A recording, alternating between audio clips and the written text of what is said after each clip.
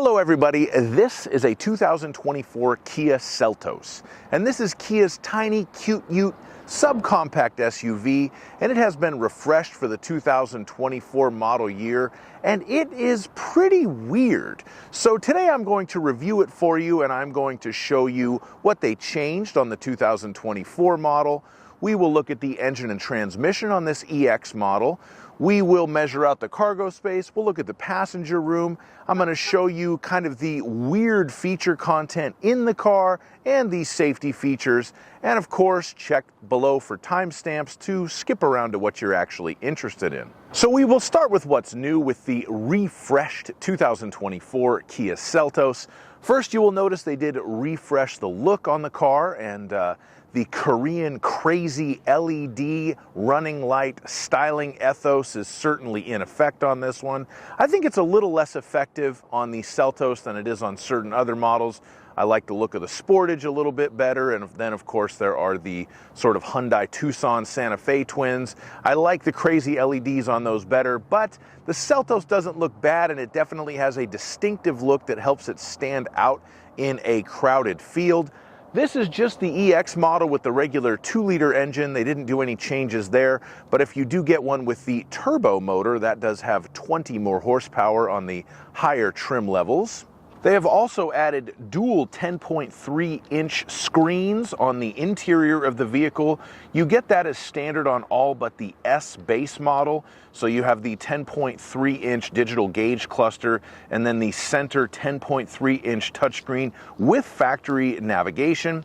We have additional USB ports, especially in the back seat. You've got 2 front and 2 rear USB ports for charging devices in the new Seltos. And you have the new X-Line trim, which gives you kind of a butch, tough, sporty off-road looking look for your new Seltos. Now we will have a look under the hood and go over the engine and transmission.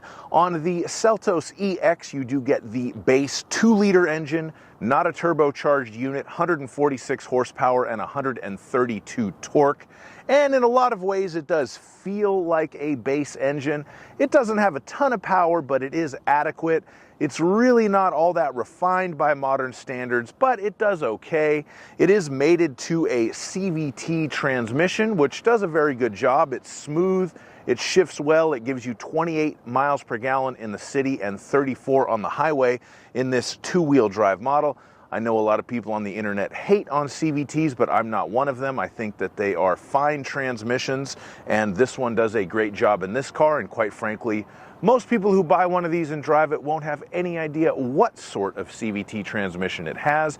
It should be noted, if you do need more power out of your Kia Seltos, you can opt for a turbocharged engine if you go with the higher trim levels. So if this 2-liter 146 power unit is not enough for you, you do have that option if you want to spend a little bit more money.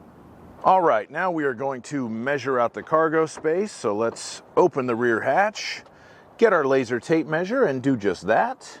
The length of the rear cargo area from the back of the cargo area to the bottom of the back seat with the seat up, 2 feet and 7 inches.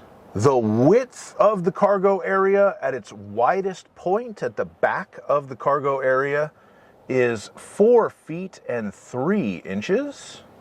The width of the cargo area at its narrower point in between the wheel wells is 3 feet and 6 inches.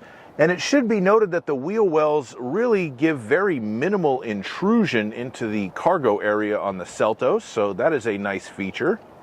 The height of the cargo area on the Kia Seltos is 2 feet and 8 inches. The length of the cargo area with the second row seat folded down is approximately 5 feet 2 inches. And I say approximately because that does kind of depend on where you have that front seat set.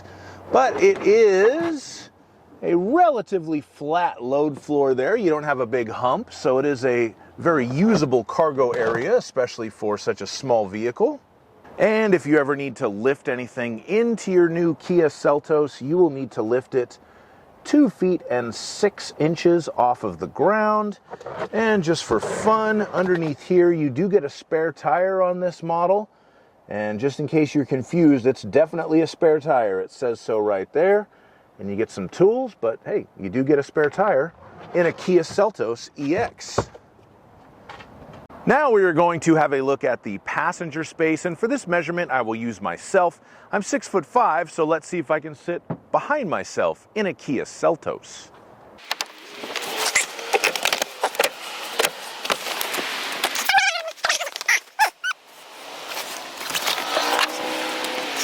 Okay, so the answer to this question is almost. So I'm sitting in the front, I have just enough knee room, I have just enough headroom, so I fit in here. But if I get in the back, yeah, my knees are up against here, my head's up against the ceiling. I don't really fit. That's my natural driving position. There's very little room behind me there, but again, I am 6'5", so I'm not the best sort of measurer for a car like this. I will say that even on this EX model, we do have air vents, which I believe are standard on all Seltos models. That's commendable, especially on such a small car. And we have 2 USB-C charging ports and a little storage hole right there. So what the back seat lacks in legroom for orangutans, it makes up for with good features. Now we're going to move on to the interior features, and to me this is where this car gets really weird. When you get into this particular Kia Seltos EX, the first thing that you see is this brown Syntex interior. It actually looks a lot more expensive than it is. It does give a very premium feel to the cabin. It looks very, very nice. I call it Skippy peanut butter interior. And you will notice the dual 10.3-inch screens that are new for the 2024 model year, and you will notice that on the touchscreen you have standard factory navigation, which is a very premium feature at this price point, but you don't get wireless Apple CarPlay. They put in factory nav, they didn't put in wireless Apple CarPlay. To me, that is very odd. It seems like the wireless CarPlay would be a much more popular feature for the younger type of people that typically buy this sort of car, but that's not the direction Kia went. They went with factory nav, no CarPlay. Okay, fine. So now let's move on to some more features. We have wireless charging. We have heated seats. We have the very cool sound mood lamp, which gives you ambient lighting that you can change the colors of inside of the car at night. But you can also sort of set up the car like a rave so that different color lights will blink on and off with your music. That's all fantastic, all premium features.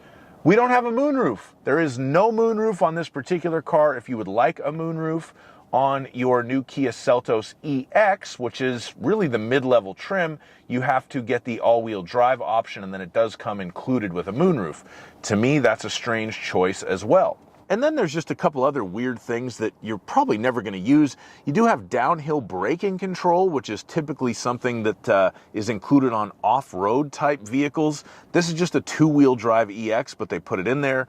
You've got the classic Kia button to turn on the rear view camera, whether or not you need it. And even though they did put this very fancy looking 10.3-inch digital gauge cluster in here, it doesn't do a whole lot. You can change some options and the graphics will change a little bit, but even when you put it in like sport mode or eco mode or whatever, it doesn't change the look of the gauges. It's relatively limited with what it can do, and that's surprising because it's just software. They could make it do whatever they want, but it does seem like a little bit of a wasted opportunity, but perhaps something that they can improve upon with a software update.